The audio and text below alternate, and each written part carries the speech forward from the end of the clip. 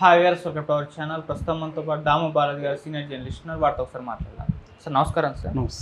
Sir అఘోరికి bail రాదు, 14 రోజుల పాటు రిమాండ్లోనే ఉండాలని చెప్పేసి అఘోరి అడ్వకేటే మొన్న మీడియాతో మాట్లాడడం మనం చూసాం సార్. కాకపోతే ఈ రోజు వచ్చిన ఒక ట్విస్ట్ ఏంటంటే సార్, అఘోరికి బెయిల్ రాబోతుంది, వాళ్ళ ఒక మినిస్టర్ వైఫ్ అఘోరికి హెల్ప్ చేస్తుందని చెప్పేసి వార్తలు అయితే వైరల్ అవుతున్నాయి సార్. మరి నిజంగా మినిస్టర్ వైఫ్ హెల్ప్ చేస్తుందా? ఎవరా మినిస్టర్ వైఫ్, ఎందుకు హెల్ప్ చేస్తుంది? మరి బెయిల్ ఏమన్నా వాళ్ళ వచ్చే అవకాశాలు ఉన్నాయా సార్?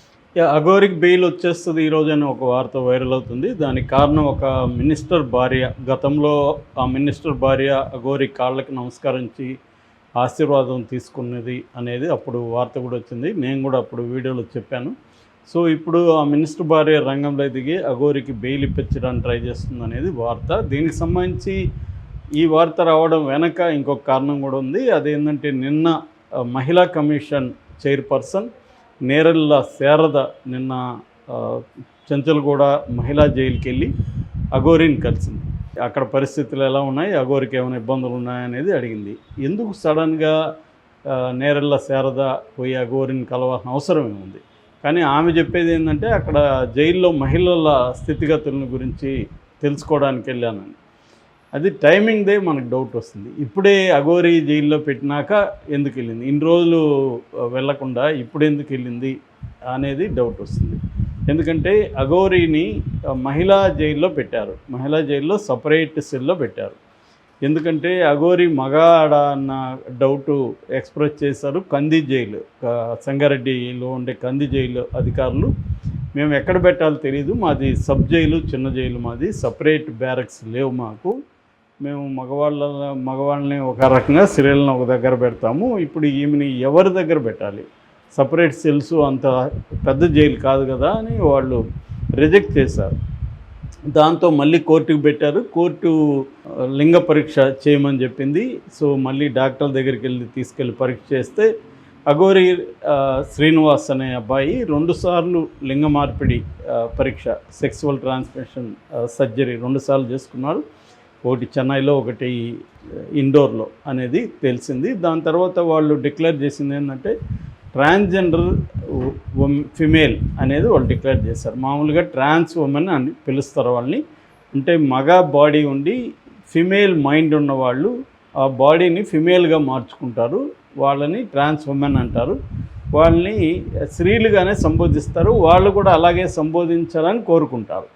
సో వాళ్ళెవరు కూడా థర్డ్ జెండర్ అయినప్పటికీ మనం పిలిచేటప్పుడు ఆమె అతడు అని పిలవాలి తప్ప వేరే పిలుపు లేదు. మనకి రాసేటప్పుడు జెండర్ అని రాయొచ్చు, మన లాంగ్వేజ్లో అది లేదు కాబట్టి మనం ఆమె అతడు అని పిలవాలి. కాబట్టి వాళ్ళు ఆమెగానే పిలవడానికి ఇష్టపడతారు. కాబట్టి అందరూ కూడా ఈ ట్రాన్స్జెండర్గా ఉమెన్గా మారిపోయిన వాళ్ళని ఆమెగానే పిలుస్తారు. సో అలాగా అఘోరిని కూడా మాత అని, అఘోరి లేడీ అఘోరి అనే పిలుస్తున్నారు. నిజానికి ట్రాన్స్జెండర్ అఘోరి అనాలి, అది ఎవరు వాడట్లేదు, లేడీ అఘోరి అనే అనేస్తున్నారు. ఇది సింపుల్గా ఉంది కాబట్టి. నిజానికి కరెక్ట్ పదం అయితే ట్రాన్స్జెండర్ అఘోరి.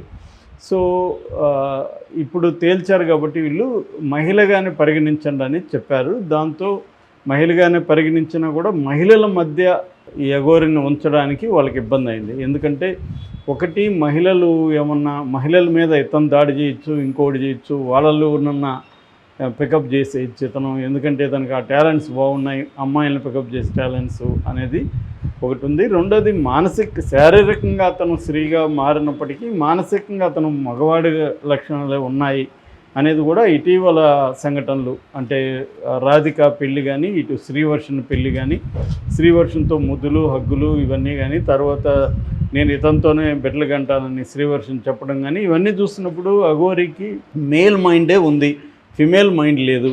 కాబట్టి మేల్ మైండ్ ఉన్న, ఫిమేల్ బాడీ ఉన్న ఈ ట్రాన్స్జెండర్ని తీసుకెళ్ళి స్త్రీల మధ్య ఉంచడం అనేది జైలు అధికారులకు ఇబ్బంది. కాబట్టి వాళ్ళు స్త్రీల మధ్య ఉంచలేదు. ఇక మగవాళ్ళ మధ్య ఉంచడం కూడా అఘోరికి ఇబ్బంది కావచ్చు. ఎందుకంటే అక్కడ హార్డ్ కోర్ క్రిమినల్స్ ఉంటారు, వాళ్ళు దాడులు చేశారు, ఆల్రెడీ దాడులు చేశారని కూడా చెప్తున్నారు. అందుకని అఘోరికి సపరేట్ సెల్ ఇచ్చి ఒంటరిగా పెట్టారు. మామూలుగా సపరేట్ సెల్ అనేది వెరీ రేర్గా హై సెక్యూరిటీ ఉన్న వాళ్ళకి, పొలిటీషియన్కి వాడతారు. నిజానికి మనం వలభనేని వంశీ కూడా నాకు సపరేట్ సెల్ వద్దు, నా సెల్లో ఎవరినన్నా ఉంచండి అని కూడా అన్నారు. ఎందుకంటే ఒకరే ఉండడం అనేది జైల్లో డిఫికల్ట్ అవుతుంది. వాళ్ళకి అనేక అవసరాలు ఏర్పడతాయి, ఎవరో ఒకరు ఉండాలి, మాట్లాడాలి.